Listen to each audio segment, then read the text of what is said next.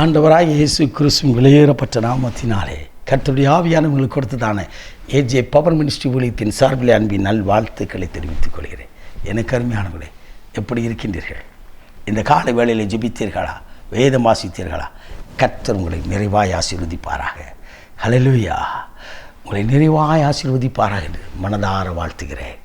எனக்கு அருமையானவர்களே, இன்றைக்கும் கர்த்தருடைய வார்த்தைக்கு நேராய் கடந்து போவோம். கூட கொடுக்கிற தேவன் கூட கொடுப்பார். மத்தேயு 6:33 இறைவார்த்தை சொல்கிறது, முதலாவது தேவனுடைய ராஜ்யத்தையும் நீதியும் தேடுங்கள், மற்ற எல்லாம் இவைகளெல்லாம் உங்களுக்கு கூட கொடுக்கப்படும். எப்பொழுது கொடுப்பாரா? தேவனை தேடும், தேவனுடைய ராஜ்யத்தை தேடும் பொழுது.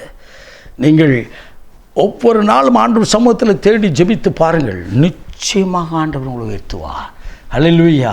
அதே மத்தேயு நற்செய்தி புத்தகம் 5-6 வசனங்களில் நான் வாசிக்கும் பொழுது நாம் இவ்விதமாய் வாசிக்கிறோம். எனக்கு அருமையானவர்களே, ஜெபிக்கின்ற மனிதனை, தர்மம் செய்கிற மனிதனை, தான தர்மம் செய்கிற மனிதனை, அதே அதிகாரத்தில் வாசிக்கிறோம். உபவாசம் இருக்கிற மனிதனை, எல்லாம் அந்தரங்கத்தில் யாருக்கும் தெரியாதபடி ஆண்டவரோடு தொடர்பு கொண்டு அந்தரங்கத்திலே உபவாசம் இருந்து அந்தரங்கத்திலே ஆண்டவருடைய சமூகத்தில் ஜெபித்து அந்தரங்கத்திலே தானம் தர்மம் செய்து எல்லாவற்றையும் செய்யும்போது அதை பார்க்கிற ஆண்டவர் வெளியரங்கமாய் ஆசீர்வாதத்தை கொடுப்பார்.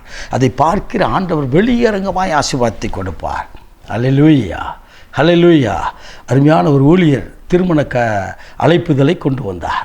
ஆண்டவருடைய ராஜ்யத்தை கட்டுகிற தேவனுடைய மனிதன் தூத்துக்குடி பட்டணத்தில் அவர் விதமாய் சொன்னார். அழைப்புதலை கொடுக்கும் பொழுது, பிரதர், நான் ஊழியத்துக்கு அழைக்கப்பட்ட நாட்களில் எங்கள் வீட்டில் 3 பகுதியாக இருக்கும் வீடு, ஒரே ஹால், 3 பகுதியாக இருக்கும்.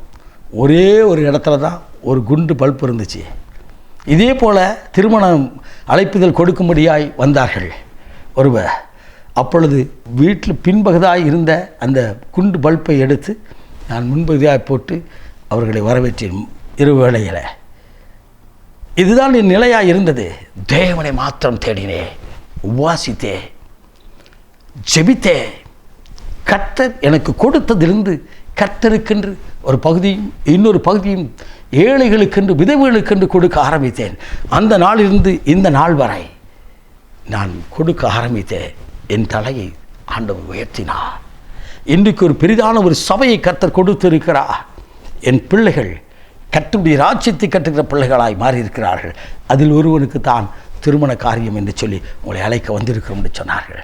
கண்ணீரோடு சொன்னார்கள், சாதாரண ஒரு கடல் தொழிலுக்கு சென்றேன், கர்த்தரின் வாழ்க்கையை மாற்றினார். பேதுருவை அழைத்த ஆண்டவர் என்னையும் மாற்றினார். அவருடைய நீதியை தேடினேன், அவருடைய ராஜ்யத்தை தேடினேன். அவருடைய ராஜ்யத்தை கட்டுகிற ஒரு ஸ்தானாதிபதியாக என்னை உயர்த்தினார். என்னை கேட்டுக்கொண்டிருக்க அன்பு நண்பா, நீ யாரை தேடுகிறாய்? அற்ப மனிதனையா? பதவி உள்ளவர்களையா? பட்டம் உள்ளவர்களையா? அதிகாரம் உள்ளவர்களையா? அரசியலில் இருக்கிற ஜனத்தையா? நீ யாரை தேடிக்கொண்டிருக்கிறாய்? முதலாவது தேவனை தேடுவாய் என்று சொன்னால் உன் இருதயம் வாழும். நீ தேவனை தேடுவாய் என்று சொன்னால் மற்ற எல்லாவற்றையும், உனக்கு தேவையான எல்லாவற்றையும் எல்லா நாட்களிலும் மரண பரிந்த வரை கர்த்தர் உன்னோடு கூட இருந்து உன்னை நடத்துகிறதை நீ காண்பாய்.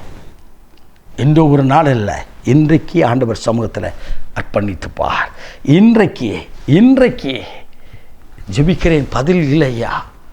உன் அந்தரங்க வாழ்க்கையை சரி செய்து ஆண்டவரோடு தொடர்பில் இருக்கும்படியா, ஆண்டவருடைய சமூகத்தை ஜெபிக்கும்படியா, ஆண்டவருடைய சமூகத்தில் வேதத்தை வாசிக்கும்படியா, ஆண்டவர் என்ன சொல்கிறாரோ அதை கேட்கும்படியா உன்னை அர்ப்பணித்துப்பார். முதலாவது அதுதான் செய்யணும். ஒரு விசுவாசி செய்ய வேண்டிய முதல் காரியம் அதுதான். ஊழியரை தேடாதபடி ஊழியத்தை கொடுத்த தேவனை தேடுங்கள். தேவனை தேடி பாருங்கள், நிச்சயமாக கர்த்தர் ஆசீர்வதிப்பார். நிச்சயமா நீங்கள் நினைச்சு கூட பார்க்காத அளவுக்கு, நினைப்பதற்கும் வேண்டுவதற்கும் மேலாய் கர்த்தர் உங்களை ஆசீர்வதிக்கிறதை நீங்கள் காண்பீர்கள். இன்றைக்கு அப்படிப்பட்ட காரியத்தை செய்வார். ஒருவேளை இதுவரை அப்படிப்பட்ட காரியம் நடக்கவில்லை என்று சொன்னால் இன்றைக்கு உங்களை அர்ப்பணித்து பாருங்கள். ஆண்டவரே, நான் உம்முடைய சமூகத்தில் காத்திருந்து ஜெபிப்பேன், உம்முடைய ராஜ்யத்தையும் உம்முடைய நீதியை மாத்திரம் தேடுவேன், என்னை ஆசீர்வதியும் என்று கேட்டு பாருங்கள். நிச்சயமாக கர்த்தர் உங்களை ஆசீர்வதிக்கிறதை இன்றே காணப்போகிறீர்கள். நாம் ஜெபிப்போம்மா. மகா பரிசுத்தமுள்ள தகப்பனே, இந்த அற்புதமான வேலைக்காய் ஸ்தோத்திரிக்கிறோம் அப்பா. இன்றைக்கும் உடைய வார்த்தையை கேட்டுக்கொண்டிருந்த ஒவ்வொரு மேலும் முதலாவது உம்மை தேடும்படியான ஒரு கிருபை அவர்களுக்கு கொடுக்கும்படியாக நான் ஜெபிக்கிறேன்.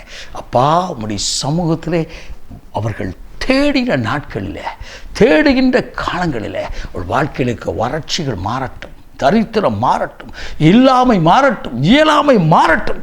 தகப்பனே, அவர்களை தகப்பனை பரத்திலிருந்து ஆசீர்வதித்து அவர்களை உயர்த்தி கனம் பண்ணும், ஆசீர்வதியும்.